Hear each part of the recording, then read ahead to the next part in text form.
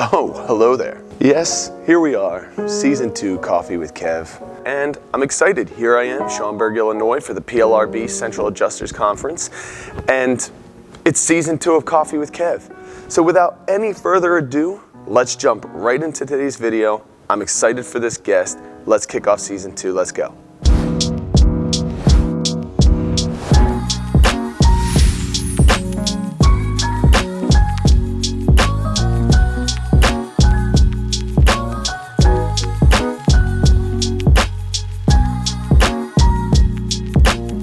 All right, really excited. Here we are, Season 2 Coffee with Kev. And with me today, introduce yourself. I am Jill Trimmel, CEO of Elevate Claims and Deskimate. Nice. And what is your morning drink of choice? Black coffee.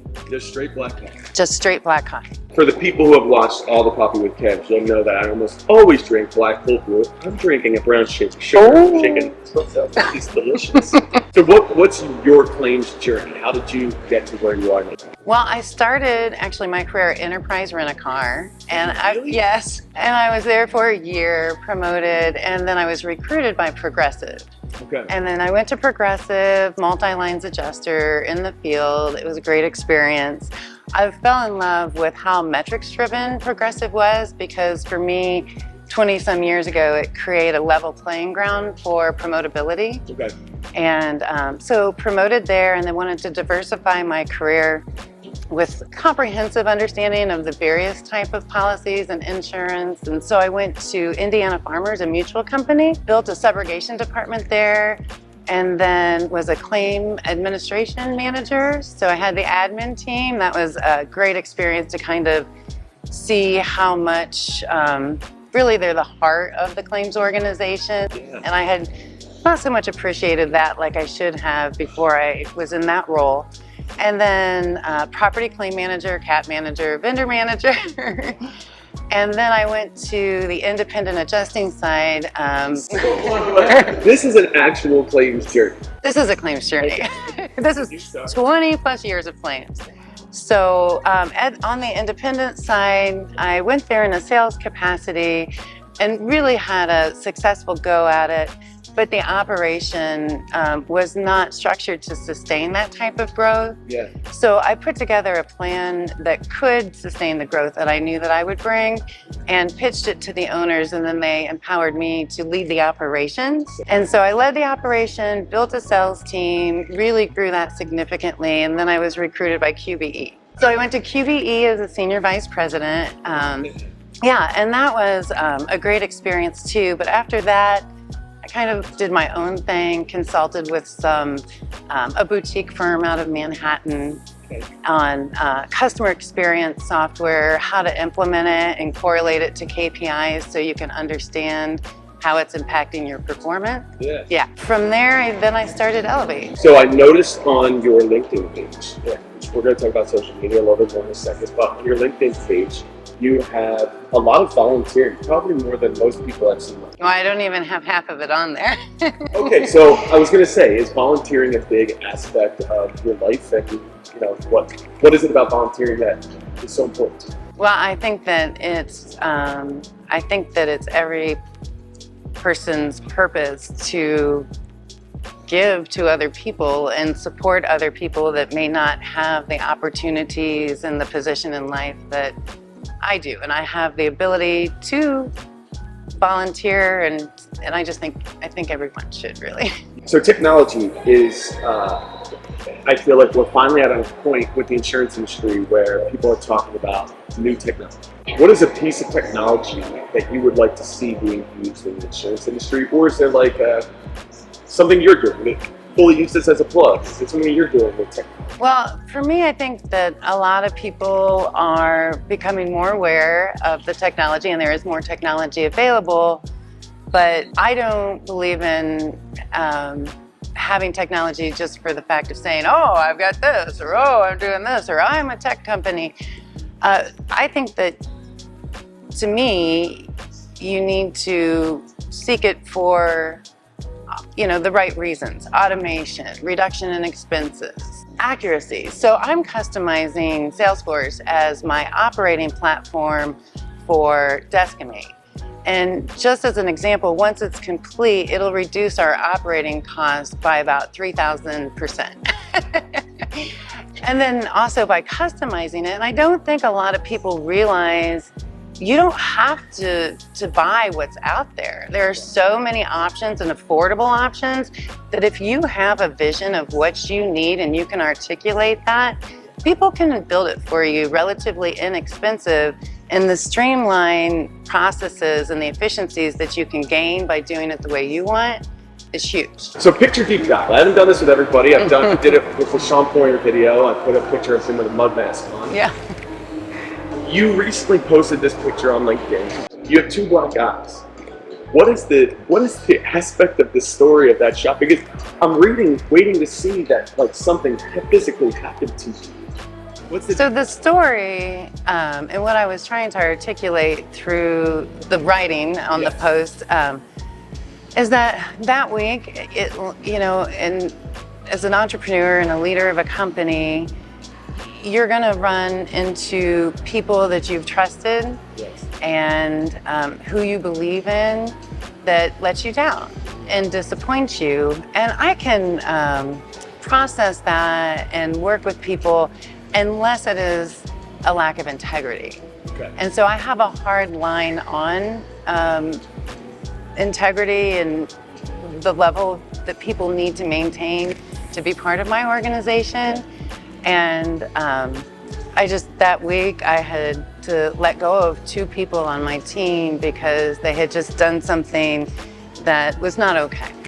And we audit heavily because I think that that's very important. Even if you trust people and you trust your organization, you need to audit to make sure that everything is aligned with what your expectations are. And through that, we found something disheartening. And at the end of the day, on days like that, I literally feel beat up. Social media. Yes. You have over 10,000 followers on Instagram. That's what I hear. And that's not like connections, that's people following your content, right? Do you have a goal for social media? Are you there? Are you still moving towards that goal? My goal on social media is to just be my authentic self and hope that when I share things, it maybe just resonates with one person and gives them like an aha moment, like, I can do this. She's doing this, I can do it. And I just want to encourage people and lift people up and also demonstrate that I think people see me and they're like, oh, she's the CEO of two multi-million-dollar companies. She founded them, and that it's just beautiful and it's wonderful. And if I inspire somebody to do what I'm doing and that's their mindset, they will not succeed. So I think that just being authentic and real is the best way to potentially impact people in just a true manner. So our two companies, Elevate, Forte, we both utilize W-2 and 1099 employees. How do you manage the 1099 employees to make sure that they're giving you the same metrics that you have? That is a great question. As you know, there are challenges because the nature of 1099s, they're independent and they can easily work for another firm. And so we focus from a leadership standpoint internally to really building relationships and personal relationships with the 1099 adjusters. When I started Elevate, I did all the interviews. Actually, I set up all the claims. But, I asked the adjusters, what are your top 3 IA firms who you like to work for? And they would list them. And usually it was like, the same 2 were in the top 3. And I said, why? And the 95% of the adjusters responded, because they feed me, because they train me, because they educate me, because they develop me. And so that's really been the backbone. We have a full-time trainer. We are pretty heavy in management and review staff because we pick up the phone and we work with them. We don't just change their work product and flip it through to the client. We take the opportunity to sit with that adjuster, show them how they could have done it differently. And with that, it creates a lot of loyalty. And then we also have different training sessions that they can attend every week. And I think just feeding them and making sure that they know that we value them allows us to manage them to the same performance level as W-2s. Okay, so here we go. It is time for Ask the Asker.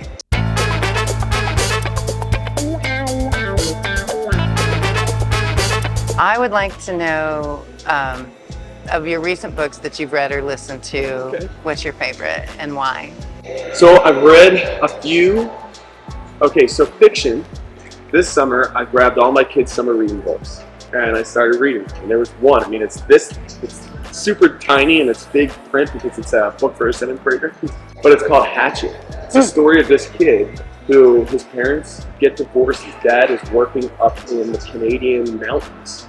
And he is on a little pond hopper plane going up to see his dad and crashes in the wilderness. And all he has is a hatchet to survive. And he starts going into the backstory of how he learned and remembered how to start a fire and how he learned how to forage. And I read the whole thing in 3 days on the beach. And then I read two business books this summer. One's called Growth Hacker. That's an older book, which is great. And it's all about how brands got built on little ideas. So for example, like Yahoo, when Yahoo started with free internet email, at the bottom tag of everybody's email it said, "Get your free account with Yahoo."